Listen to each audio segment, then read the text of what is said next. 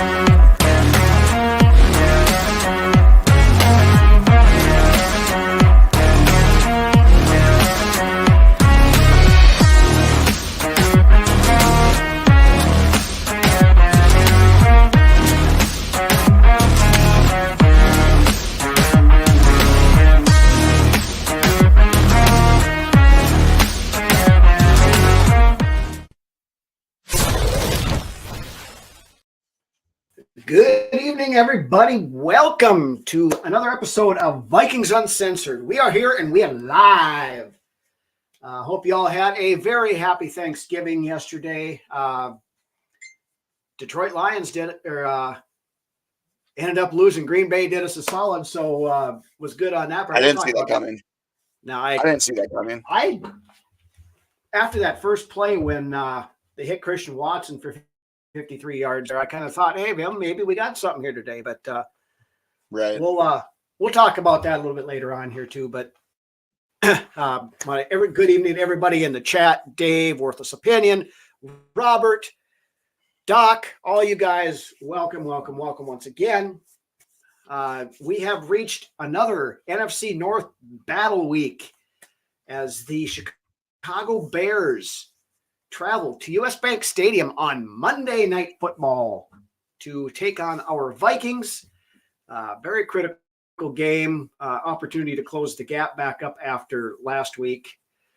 And so we'll get into the normal preview of the game here and stuff coming up in just a little bit. A few news items and stuff we want to hit first, and want to get Brunswick's opinion on a couple of things from the game against the Denver Donkeys and Sean Payton. He can go F himself. But anyway, a couple of non-Viking related things here first. The Steelers finally had enough this week and decided to blame Canada and fired offensive coordinator Matt Canada. I mean, the guy was an awful offensive coordinator. I'm surprised it took this long. Right. Yeah, Doc, I know I felt every time I was cheering for the Packers yesterday, I felt like that scene from Ace Ventura when he's finds out that Einhorn is a man or whatever, and he's sitting there with the plunger. Crying in the shower. Uh-huh. Game felt icky. Yeah, they just, but the things we do to cheer for the betterment of our Vikings, I guess. But anyway, Colts also released 3-time Pro Bowl linebacker this week, Shaq Leonard. This is intriguing to me. Per Diana Rossini of The Athletic, the Vikings are one of the teams that are in the mix to sign Shaq Leonard. They're doing their background checking. Now he's dealt with some injuries and things like that. So part of it, I think, big question mark with him is his injury history. Yeah. I mean, he's a great player. Like I said, 3-time Pro Bowler, leading tackler on that defense for many years. Mm-hmm. So they have to kind of see where he's at as far as health and things like that. But he's only 28. So, yeah. I mean, there's that too. And it's kind of one of those projects that Kwesi likes to bring in for like a 1-year deal or something to that effect. Robert Barnett out of Philly. That's another one I heard today that I guess he's worth taking a look at as well. I prefer Leonard personally, but that's just me. Oh yeah, I would too. I've always liked Shaq Leonard. He's just the biggest thing with him is his injury. To make it happen, though? Do we have the salary cap to make it happen? Well, the thing of it was with him, if anybody had claimed him off waivers, they'd be responsible for his. I think he was under contract for like the next 2 years, something like that, and with fairly significant salaries. Now, since he cleared waivers, you can sign him for whatever, the rest of the season. Yeah. 6 games worth or whatever it turns out being. Is it $6 million? Okay. You can sign him for whatever now for the rest of the year. I think so too. Yeah, Lowry's been a massive disappointment this year. I'm not losing any sleep over Lowry not being in the game, honestly. No. I would rather see what we have in Roy than let Lowry continue to take snaps from him. Yep. And we'll get to this again in a little bit, but yeah, Nick Lowry officially put on an injured reserve earlier this week, so he's out for at least 4 weeks with the bicep or tricep or some kind of injury. Davenport, yeah. So yeah, that's another one. The two big signings on the defense this year, both of them have went. But right, absolutely, I agree with that. But you know what? It's let a lot of these younger guys get their opportunity to grab that brass ring and show out, and they have, like Wanham especially. Torn pec. Okay, thanks, Robert. I knew it was something up there, but I couldn't remember exactly what the injury was. But before we move on, I'm going to get Brunswick's opinion on a couple of the things from the Denver game. Most notably, the return of Bountygate, it almost seemed like. Kareem Jackson suspended for 4 games for the non-penalty hit on Josh Dobbs. I have no idea what the hell the officials were looking at on that game. It's like putting salt in the wound, honestly. What? You watch that thing. He launched with his head. That is not only illegal contact, blow to the head. That's targeting. By the letter of the rule, it's targeting. I'm sure the people that are watching this show, I've also heard this week, is the dude has been suspended for this before. Why was he not being watched more closely? Yeah, he's already been suspended once this year. I agree with this, Robert, 100%. We've got the ability now with all this stuff for them to call down and say, hey, we need, should be able to step in.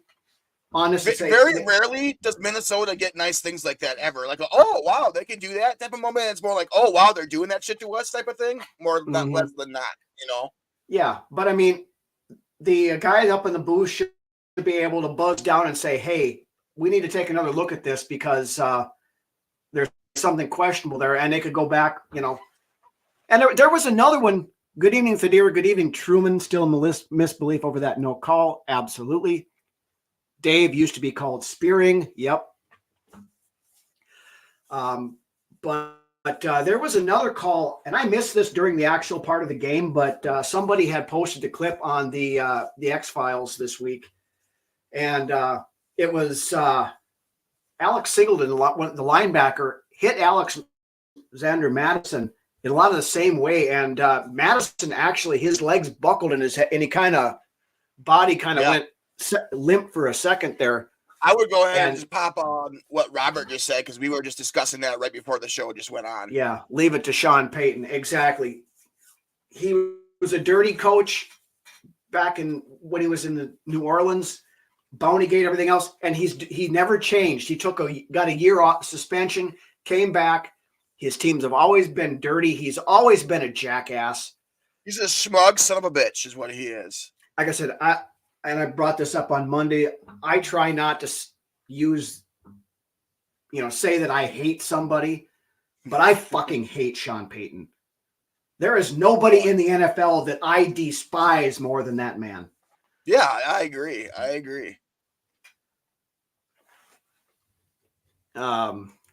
Yeah, and if we hit Russ like that, no doubt we're getting flagged.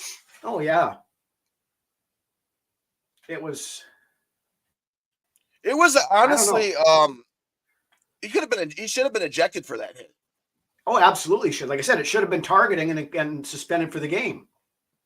But we don't even get a 15-yard penalty. We get a We end up punting the ball.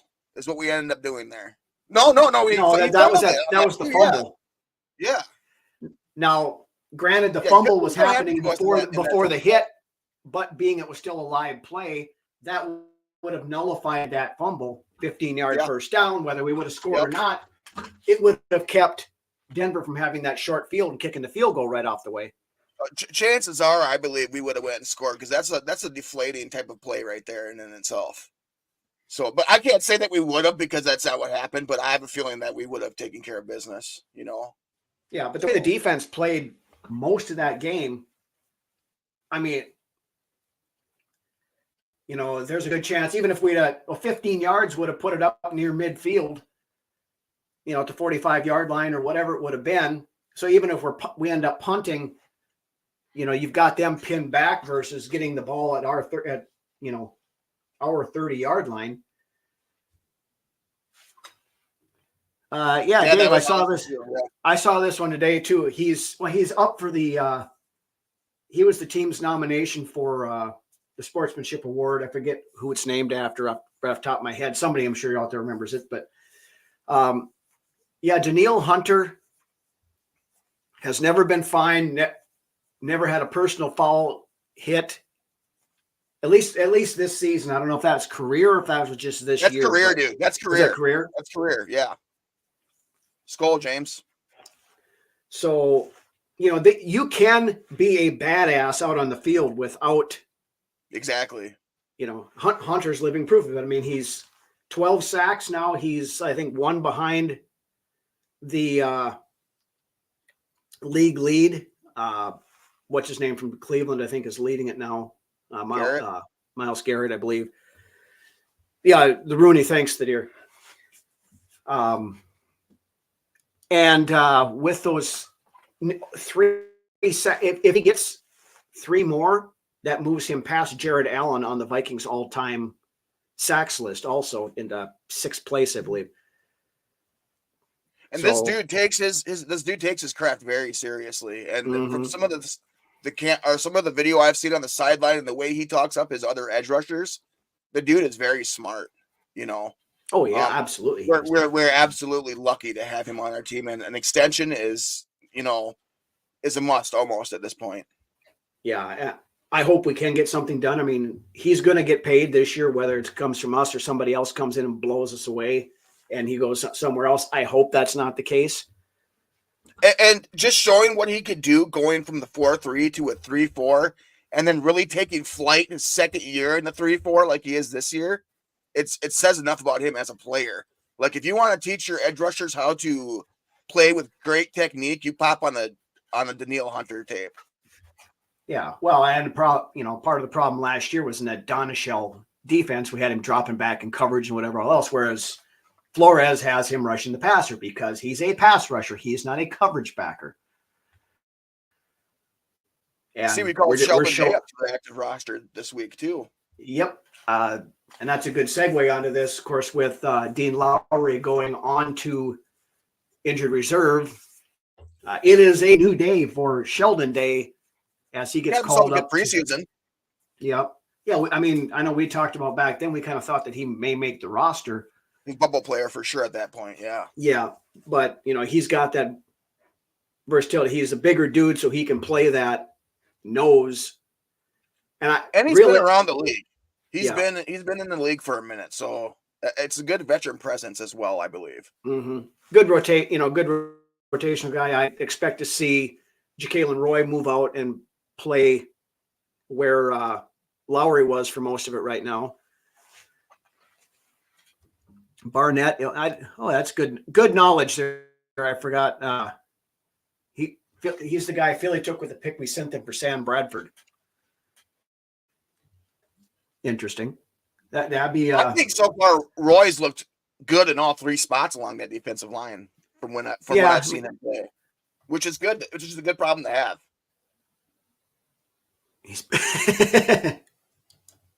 Brother Dave, he's built like a cafeteria lady. Derek, yeah, we've been talking about him, James. Yeah, he'd be another guy that I think the Vikings could take a look at. If we're going one or the other, as long as Shaq Leonard's healthy, I'd rather have him, I think. But speaking of these edge rushers, I honestly thought Barr had himself a decent game this last week. snaps, I think he had a couple of tackles, but it didn't look completely washed anyway. Is he going to be is he a starter quality player anymore? I don't think so. Good rotational guy to have from what it seems so far, anyways. Yep. If we could get a good running back, we have an all-around solid team. We do have a good running back. Ty Chandler, I thought, played a very good game Monday night. And I think finally maybe the straw has broken the camel's back in that. I think Ty Chandler comes out this weekend and gets the start at running back. I think he gets the bulk of carries. Maybe it wouldn't be a bad idea to give McBride a call up from the practice squad, but time will tell. Yeah. And to Madison's credit, he had some decent runs last weekend too. And our running game in general, we had 150 some yards rushing or something like that, I think it was. So, the running game actually figure out how to complement this defense a little bit better. Not that we're not putting up points, but towards the end of games, you can see that this defense is getting gassed. And that's when you want this defense to really show up to put the other team away. I've seen it a couple of times this year where it's gotten to the end of the game and it's just those defensive guys are just they're done. Yeah. The offense is good and they're putting up points, but there's something that needs to be figured out somewhere to complement that defense a little bit better. Some of it is that short yardage, third down stuff, and we've been harping on this all season. We get too conservative, as Robert says there, or if we aren't conservative, then we get too cute, like that direct snap to Hawkinson pitch to Dobbs, on that first hit that Kareem Jackson when he almost took Dobbs' head off. There's a time and a place for something. Now, that fake punt that we did, that was beautiful. That was perfectly timed. Now, I've heard, and I don't know this to be fact, but that was actually a line call. They saw out on the field. They saw that they had the look and that the blockers were all open or onto that side. And so they made the call on the field. And what did he get, 32 yards on that one or something like that? Yeah, it was a 32-yard burst, the longest run of the night. So. Mm-hmm. So, throwing stuff in there like that's what we need to be doing. You can't fake a punt every game, of course, because people start expecting it. Right. But that was the perfect time and place for it, though. I wasn't expecting it. So. And there's a time and a place for the cute stuff like what they did right off the get-go, but deep in your own territory on third and one, whatever else, we just need to start, okay, we got CJ Ham. Put CJ Ham in there. Let him blow the hole for Madison or Chandler or whoever the hell you want to put in there at running back. Just go out there and play the smash mouth and get that first down and then move on. It seems like every time we get to third and short, we're spreading the ball, spreading everybody out, going empty backfield or whatever it is, when you should just be, bring in Brandel as a tackle eligible or something like that. Put some extra beef in there and just bust it ahead and get that 1 yard. Exactly. 3rd and 1, 4th and inches. Yeah, exactly. It's you don't need to think too hard. I was watching the Seattle game this weekend and they had that 4th and I think 1 yard, and then Geno turned and he gave I think it was a toss to the right. And Charbonnet got tackled for like 4-yard loss. And I was like, what the hell are you calling that for there in that moment? Not that we've had anything like that. Too bad, but. No, we never do anything like that, but.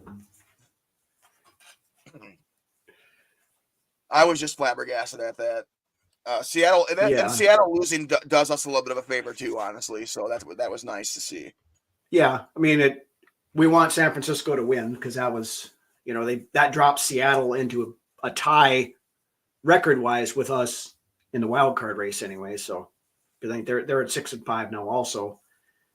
And since we beat San Francisco, I think we have tiebreaker over them. So Yeah. And you're absolutely right there, John. Second half, we need to keep our foot on the pedal. A lot of it I hate, and I don't want, nobody has control over this, but I absolutely hate receiving to start the game. I hate it. I hate getting the ball to start the game. I absolutely do. And it seems like we've had to receive quite often this year. And a lot of that going into halftime, it can change momentum when the other team comes out and gets that ball to start the next half. Well, yeah, because if you can steal that extra possession right before the half, it makes a big difference. We've gotten close to doing a couple of times this year, but we have not been able to really. I think the times that we have done it, it's helped a lot, but we have not been able to do it much this season. Right. Like a 2-for-1 or double up before the half. Right. Anyway, we had a couple other roster moves here. We'll hit those quick here, but since we kind of got a little bit off track there, but all good conversation. It's live. What do you expect? Exactly. But when, of course, like you said, Sheldon Day brought up to the active roster. Tristan Jackson was waived and was re-signed to the practice squad. Dan Chisena was released from the practice squad, and they signed an extra outside linebacker, Austin Bryant. Basically, they signed him to replace Benton Whitley, who got poached by the Giants. He's on their active roster now. So we lost both Luigi Vallon and Benton Whitley now. So a little bit thin in that outside linebacker, edge rusher type stuff, on at least for the depth guys now. But we've got Anthony Barr. Can he actually be that edge rusher that, we asked for that for years under Mike Zimmer, that, to use him at, and we squeeze a little bit more juice out of that body. I don't know. We'll see. Yeah. I'm not holding out hope for any of it, but we could have 3 teams from the NFC North in the playoffs this year. I mean, possible. I'm not going to say that's not possible, but I don't see that happening. Yeah, I think, in order for that to happen, Green Bay would have to kick it up, and I don't know what the tiebreakers are with like Seattle. And Dallas is far enough ahead of everybody; they're going to get on there. Packers' schedule is rough. Yeah, it's kind of funny. The Packers have won 2 games in a row now, and then all of a sudden the national media is back to slurping on them again. So they can't help themselves with it. But typical. Yep. Green Bay has Kansas City this week. Yeah, or next week, since their game was already this, week 13. But yeah. Anyway, we. Let's move on to this week's matchup, as once again, the Bears come to Minnesota to take on the Vikings on Monday Night Football. Of course, with Chicago, Justin Fields is back. Interestingly enough, because he got hurt in that first game against us and comes back for more now this time.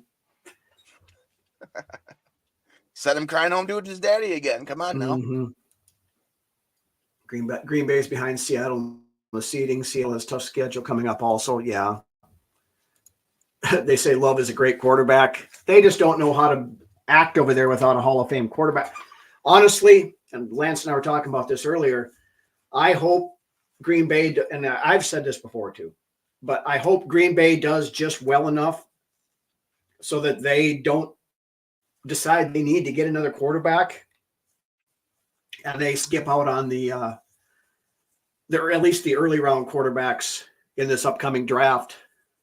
They're going to need a left tackle to replace Bakhtiari, and they need some other stuff too. So I can very easily, provided Jordan Love doesn't completely fall flat on his face the rest of the year, I can see them not taking a quarterback, which I hope is the case.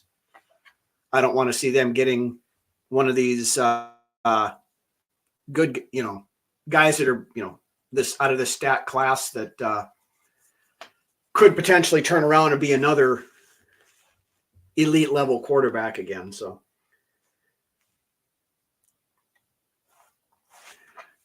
we do have a former, I'm assuming you mean Heisman on the team. I'm not sure who that is off the top of my head. You can fill us in on that when I'm trying to remember here. But anyway, back to the Bears. Of course, they do have a few weapons that we have to worry about. DJ Moore, although we did a good job on Moore last time. Yeah.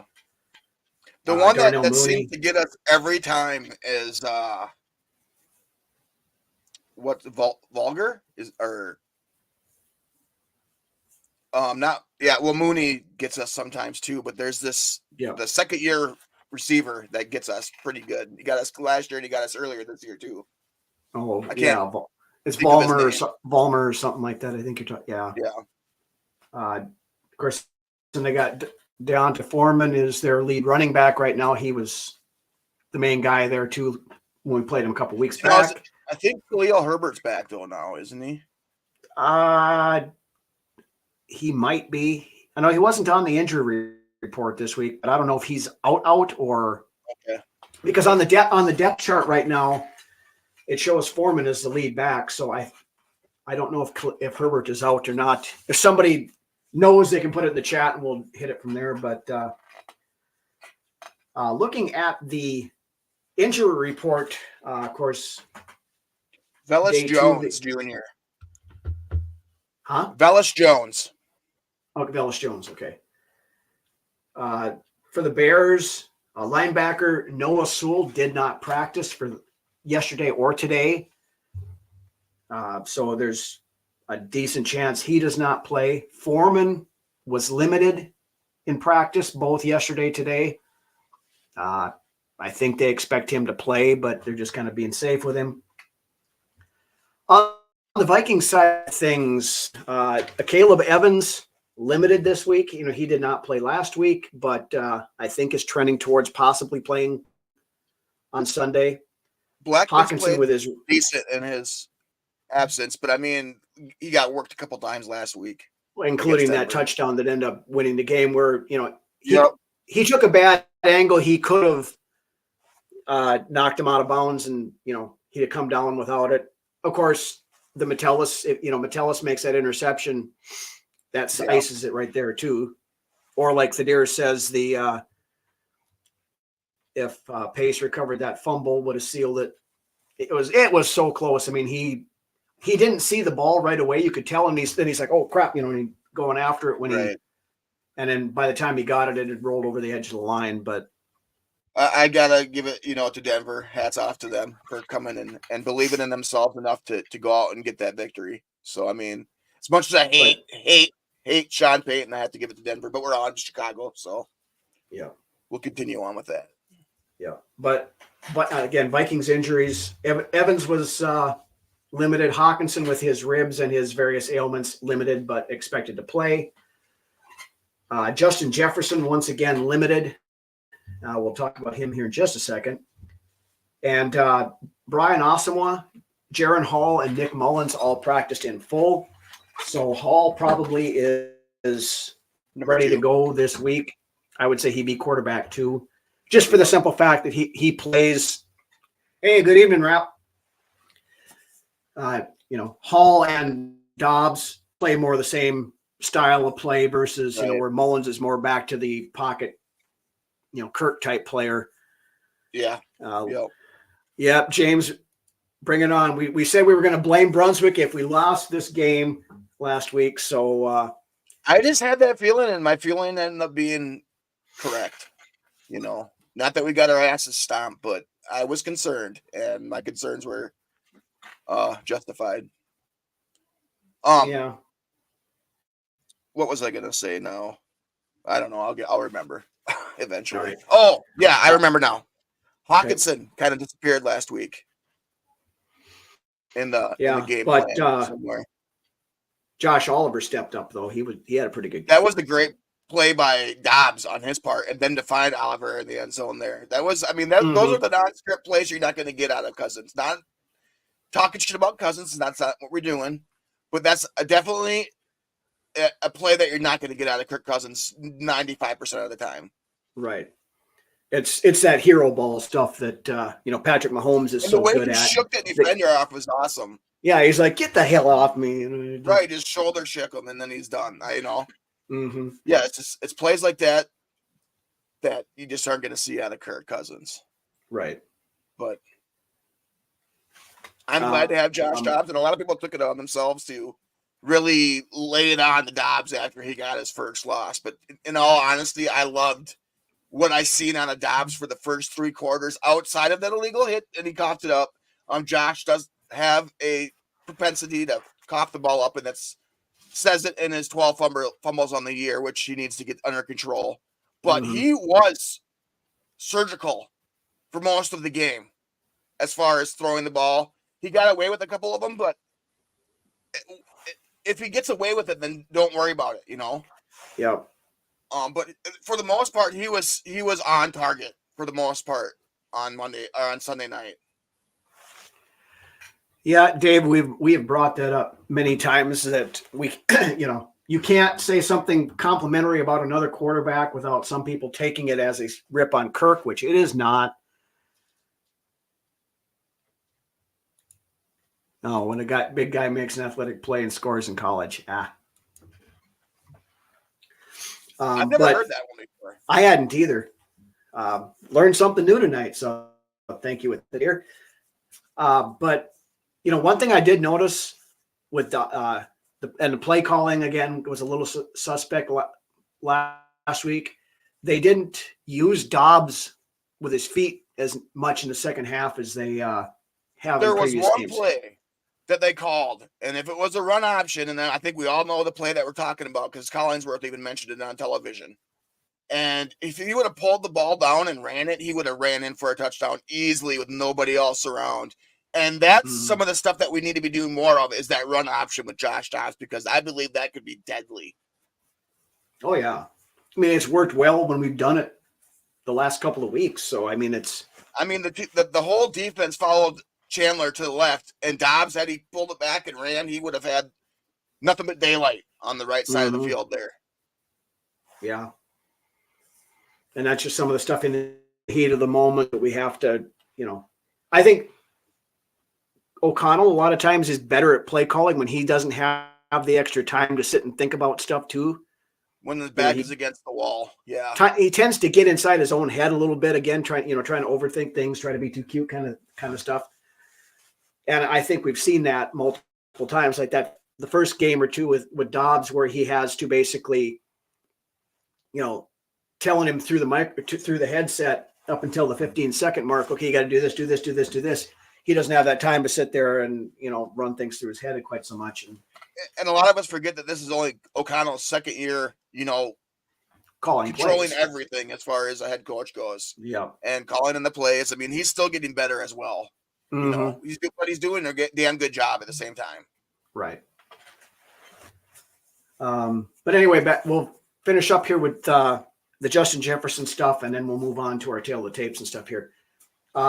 Justin Jefferson, of course, still limited, but they did say, I read this afternoon, that he is now able to go full speed. And he said that's the kind of the key identifier when you're getting back to the hamstring again, is when you can hit that full speed mark. Yeah. So and I think they have to, I think it's set tomorrow afternoon by like 3:00. I think they have to, when they would have to pull Jefferson off of injured reserve if he's going to play this weekend. So we should know by the. Well, he's getting activated off of injured reserve regardless. He just might not play Monday night. I mean, that's just the case. Well, but he's getting activated, because if he doesn't get activated, then he's not going to play at all the rest of the season. So he's definitely. He can still go through Monday without being pulled and not lose the rest of the year. But we would have to pull him off right away after the Bears game, and then he'd have the bye week to get 100%. But either way, within the next week, Jefferson will be activated. Whether it's for this game or not, I don't know yet. it's kind of trending like it's possible, but I'm not going to hold my breath on it. So, I don't know if you guys saw the whole thing. Apparently, there's been a lot of people that are sending Justin Jefferson DMs on Instagram and X-Files and all this stuff, complaining about the fact that he's not playing because it's screwing up their fantasy teams. Nobody cares about your fantasy team. Yeah. Justin Jefferson came right out and he said, I don't care about your damn fantasy teams. And nobody else does either, honestly. No. And Dave makes a comment here, making a career decision. That was addressed to, brought up to Jefferson, and he kind of poured cold water on that theory too. But, I mean, hamstrings are weird things. Sometimes, we saw it a couple of years back. Adam Thielen tried to come back too early from it, and he was, it bothered him for the rest of the season. I think even the last year that he was here, he had a hamstring. Last year he had a hamstring issue too, and thankfully he sat out enough time to get it all the way healed up. Yeah. And once you've injured a hammy, then you're more, apt to injuring it again. So you have to make sure that you get it fully healed and don't re-aggravate it, especially with somebody who relies on the sharp cuts and the crisp route running and stuff like Jefferson does.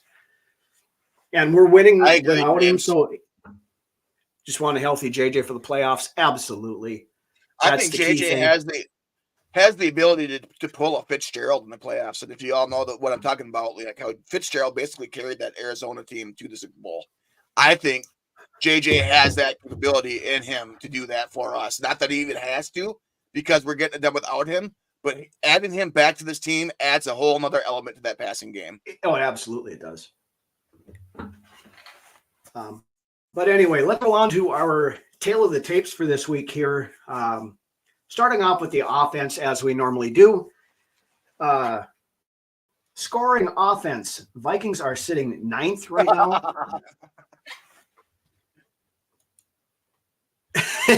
There you go, Jer. We'll forward that over to Jefferson. We'll see what he says about that. Right. The Bears are actually 15th in scoring, which I thought was kind of surprising. They put some points up this year. Yeah, not against us. No, but of course, I remember I went to the bar and watched that last game with a buddy of mine from work who is a Bears fan, and there was a guy sitting beside us at the bar there when we were watching that shit show the last time, and he made the comment that game set modern NFL football back 30 years because it was so god-awfully played. But anyway, total That's yards. Bears game. Yeah. That was the turnaround game. Even as shitty as it was still the turnaround game. Right. Let it launch us again. Mm-hmm. Total yards, the Vikings are 8th. Chicago is 13th. That number kind of surprised me too. I didn't expect for it to be that high. But against the pass, once again, Vikings are still number 1. Now they're technically, as it sits right now, they're like number 3 because of the early games that were already played this week. They're like 40 yards out of first for passing, but for all intents and purposes, not counting any of the games so far this week, they're first in passing yet, which is impressive, being Kirk Cousins has been out for 3 weeks now. Right. Against Chicago is 23rd in passing. So, all the yards they're putting up, most of it's on the ground. Most of it's been, the run game. See, whether it's I noticed that Dare or Josh mentioned he's a little bit nervous about this Monday night game. Now, I don't get that. I don't get that feeling this week about this game. Last week I had that feeling about Denver. This week, I'm not nervous about Chicago. They don't scare me. I think we're going to go in there. Well, when we get to predictions, we'll talk about it then. But this game does not make me nervous at all. Yeah. Not saying that the players should feel that way or nothing like that. They should be confident, but I'm not concerned about it. Mm-hmm. Against the rushing offense, the Bears are 2nd. Vikings are up to 23rd now. Each week we're starting to climb that ladder, just a couple of points here and there and here and there. So the running game is starting to come around a little. Dobbs obviously has an impact on that. Oh, absolutely. And the fact that Ty Chandler's been getting out there and getting some good runs the last couple of weeks helps too. Yep. Even Madison, like I said, against Denver, he had a pretty decent night, the fumble notwithstanding. Turnovers. So Chicago, 28th in the league in turnovers, and we're 29th. So both of us suck at offense, suck at turning the ball over. Granted, I think we've been better, as the season's gone on, but like you mentioned last week, it kind of came back and stung us right in the ass. Mm-hmm. And before we went live today, we had a little stat here as well that we've seen on social media this weekend. And all the games that O'Connell has coached, in the game where he either breaks even at the turnover battle or wins the turnover battle, he is 16-0. And when we lose the turnover battle, or he's undefeated, but I believe it's 14 or 16-0, something like that. Yeah, but when we lose the turnover battle, I think we're like 3-9.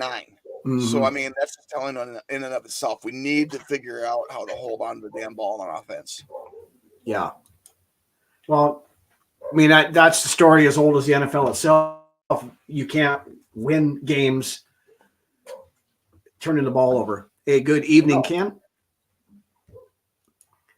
But rolling over to the defensive side of things, scoring defense, Vikings are sitting at 20th right now.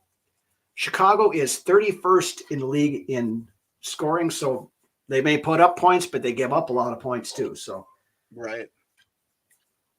Total yards, pretty close here. Vikings are 19th, and the Bears are 20th. Yards per play, though, the Vikings are 9th best in the league. The Bears are 18th. Against the pass, Vikings are 24th. Chicago is 29th. So, look for, as James said, look for Addison to have a pretty good game this week. Again, if Jefferson plays, getting him and Addison out on the field at the same time is going to be huge, I think. I think if Jefferson plays, our offense puts up over 500 yards. It's very possible. So, yeah, I have no concern. I mean, I really don't have much of a concern about this game. I have a feeling we're going to go in there and take care of business. Last game we had at US Bank Stadium, it was rocking. It was against the Saints. We did let them come back at the end there a little bit, but I think the 12th man is going to cause some issues for Justin Fields, as Seattle would like to call it. I feel Robert's going to love to hear this, but I think we're going to win by at least 2 scores. That's my prediction. We could use one of those wins right now. I mean, to get ourselves back on track again. Back to the tail of the tape. Rushing defense. Chicago is actually 3rd in the league against the rush, so they're good at stopping the run. Vikings are up to 12th. So, we've done a very good job the last several weeks against the run. That was one of the things that I was concerned with at the beginning of the year, because our run defense looked like garbage last year. And when DeAndre Swift makes you look like chopped liver, the second week of the season, you kind of start to question things. But like I said, then Swift is a good running back, and I mean, he came up and he fed us our lunch. But outside of that, we've done pretty well as far as, look at what we did to McCaffrey. We shut him down. So, for the most part. So, but going on sacks, the Vikings are 14th in the league in sacks, thanks in large part to Danielle Hunter. But DJ Wanham always seems to have the Bears number. So I look for him to have a pretty good game this weekend again. And he's been solid all year. He's creeping up on double-digit sacks now. Yeah, I'm not sure exactly where he's sitting, but I think he's at between 6 and 8. I thought he was 6, 7, something in there. But he's creeping up on double-digit sacks, which is huge. You couldn't ask for anything more than that. Turnovers. The Vikings are up to 18th in the league in causing turnovers, which is, a welcome sight compared to where we were at the beginning of the year when we weren't getting any. Chicago is 22nd in turnovers. Blitz percentage. This is steadily coming down every week. Vikings are still number one by a large margin, but we're down to 47.4% blitz percentage now. 3-4 weeks ago, that was up at like 56%, 57%. So over the win streak and into last week, it's dropped almost a full 10 points. I like what Flores is doing. I think he's putting this defense in position right now to have success moving forward, as the year goes on. Well, and part of it now is we're starting to get pressure our base rush package, so we're not having to send 5, 6, 7 guys all the time. No. And to Robert's comment there, I believe we've actually been containing fairly well this year when it comes to mobile quarterbacks. Yeah, we have. And that's one thing that's always bit us in the ass in previous years, but Flores has done a very good job containing those guys. Russell Wilson didn't get out and run much last week. Fields, we kept him pretty well in check. Jalen Hurts, we kept him in check. Mahomes, we kept in check. Right, exactly. So it's, it's getting that pressure. It's keeping them in the pocket, keeping your outside contained so they can't get out and run. That's the biggest thing. Yeah. Speaking of pressure percentage, the Vikings are sitting at 20th in the league in pressure percentage right now. They have 91 pressures on the year, which is 15th, but their pressure percentage is 20.6% of dropbacks.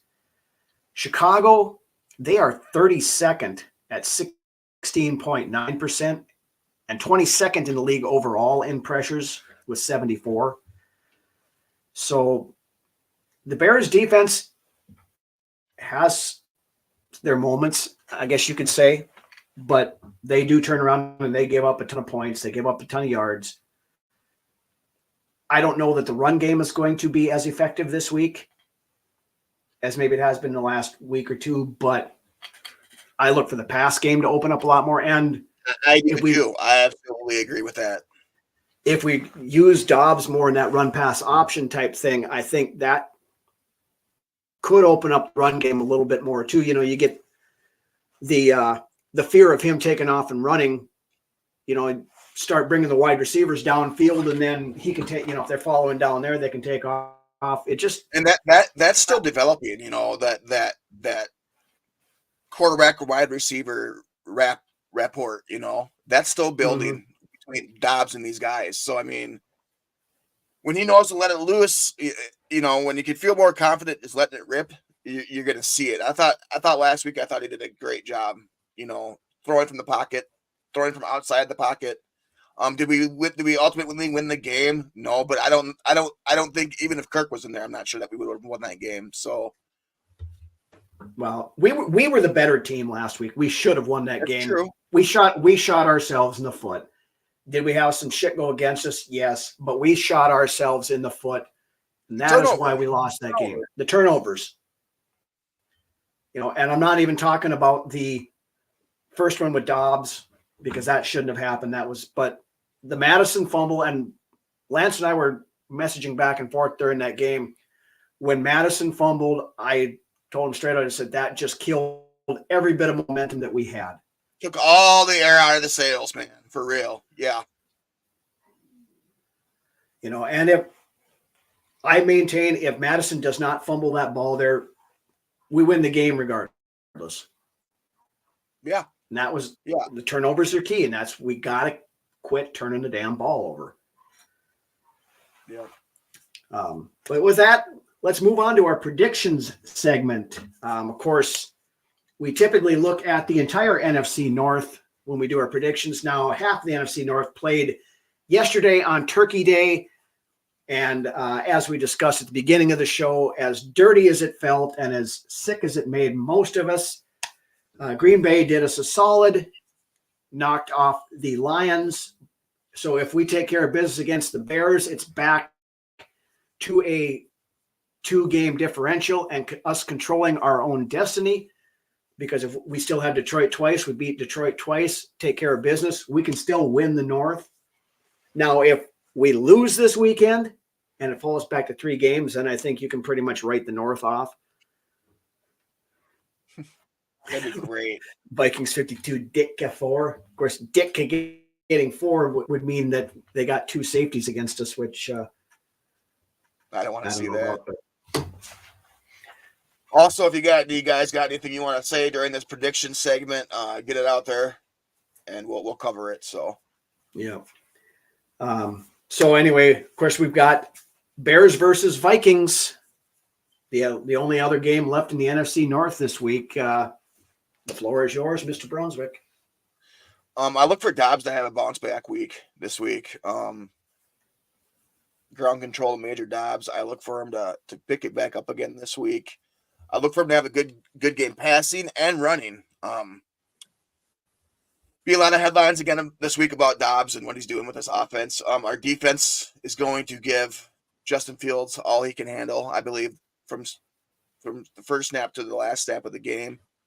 And like I said earlier in the episode, I believe we come out and we win this game convincingly. And I'm going to say 27-10, as far as the score goes. And if O'Connell can learn how to keep the foot on the gas pedal, then that'd be great. Hawk, yeah, it'd be nice to see Hawk more involved in this game too this week. Yeah, I think this is this should be a get right game for the Vikings. Yes. Actually the last when we played him in Soldier Field, we actually did better against Justin Fields than we did when Tyler Bagent came in, because he kind of led the Bears back and almost. We have a tendency to do that against backup quarterbacks. I don't know what it is about our Vikings, but when a backup comes into the game, I'm always like, oh shit, here we go. Mm-hmm. I mean, Winston almost did it against us this year too. Yeah. So I mean, and that's just as an example. I mean, the longevity of things, that's how it's always been. It seems like. Yeah, it's been that way for decades. I mean, as long as I can remember, we've always had troubles against backup quarterbacks. It seems, but I look for Flores to have a game plan dialed up to fluster Justin Fields, keep him in the pocket. I envision Fields having a real hard time this week for sure. Yes. I think the noise is going to get to him because I think the crowd is going to be loud. And especially if we get out early, if we jump out early on them like we did against the Saints, O'Connell has got to remember to keep his foot on that gas in the second half. Needs to figure out how to put teams away for good and not let them back into games. And he knows it. He's brought it up, but he knows it. That's self-aware about it for sure. Right. And it's okay to bitch slap another team, stomp a mud hole in their ass, walk it dry. You don't have to, be a gentleman and only, let's keep it. We're up ahead far enough now. Do what McDaniels did it down in Miami when they played Denver and put up 70 points. There's a reason the dude's a head coach. There's a reason the dude's a head coach, though, because in hindsight, for us, it's really easy to go back and criticize the calls that he makes when he's the one out there actually making those calls. And I mean, I commend KOC in all that he does. He's not, going out there and making us fall flat on our face, but he can get better, and he knows it because he said it. Mm-hmm. He knows. He knows. The most points the Vikings have ever scored, is 56? Yeah. Yep. Let's go score more than 56 points. Right. Let's go do what Miami did this year and go put up 70. Let's just go out there and put the rest of the league on notice that says the Vikings aren't screwing around the rest of the year. You're going to have to account for us for the rest of the season. Who's to say that's not going to happen when JJ comes back and then things just really start to click? I mean, that's what we're all hoping for. Honestly, to be honest here, we're all hoping JJ can come in and things just get better and better and better. And that's what I'm hoping happens. And if that's what we want, come in and then just take what we're doing right now and take it to the next level. Yeah. And that's going to be another key this weekend. It would be nice to see Jefferson play this week. I think we can beat the Bears without him. And if he's not 100%, I don't want to see him out there. But it would be nice to see him back and getting some game time, actual game action with Dobbs, because they haven't, other than the limited stuff they're doing in practice, they haven't built that chemistry between the two of them yet. Right. And I agree with what Ken's saying here a little bit to a point, but at the same time, I think he's had moments where he's done a really good job in his play calling, but then he goes on droughts where you're wondering he hasn't put together a complete game yet offensively. Outside of the game against Green Bay, I believe was a great game. Yeah, and I would argue the Atlanta game as well. That I believe was one of Kevin O'Connell's best games as a play caller. And that was with Flores and O'Connell. You can kind of juggle those two together in the Atlanta game. That was great. But just having to, go from Jaron Hall doing 2 drives and then all of a sudden having to switch gears and put a guy in there who'd only been there for 3 days and making it work. That was a very well called game. Coach of the Year candidate. Yeah, and he should be. Serious Coach of the Year candidate. Yeah, especially if we get into the playoffs and make a little noise there. Yeah. Bring up that stat from 1988. We haven't won 2 consecutive playoff games since 1988. The last time that this team has won more than 1 playoff game in a season was the 1987 season, when we went in as a wild card. We were heavily underdogs, went down to New Orleans, kicked the Saints' ass, and then the following week went to San Francisco and shut the Niners up. That was that 228-yard game by Anthony Carter, sorry. And, of course, then we went to the NFC Championship game against Washington the following week, and that's when Darren Nelson dropped the ball at the goal line, and, of course, we all know how that happened. And I know we've got those people out there right now. They're like, no, we've won more than 2 playoff games since then. No, because we've either entered as a bye to get in and then gone to the championship game and lost, or we've won the wild card game and then lost in the divisional round. Right. To clarify things there. Right. Yeah, it's the other times 98, 09, 2001. 2001, 2017. We had the buys and we won the division round, losing the NFC Championship game. Right. So it's been damn near 30 years since we've won 2 playoff games in a row. Mm-hmm. Will this make 6 in a row versus Chicago? It damn well better, Thadir. If it doesn't, we will. There will be one hell of a Ryno's rant if we do not beat the Bears. Oh my God, yeah. Oh, which can segue into that. Yeah. Hold on. Robert's got a good one here. We got to put up. Flores can cause problems. Absolutely. Yeah.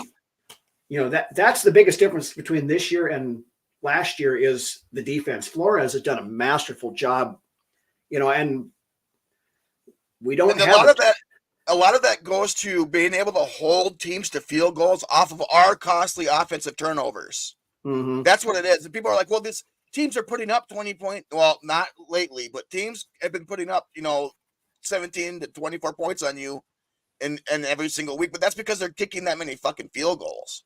Right. Because we're keeping them out of the end zone. Yeah, Denver kicked 5 freaking field goals. So, the score is not telling it all when it comes to Flores and what he's doing with this defense. No.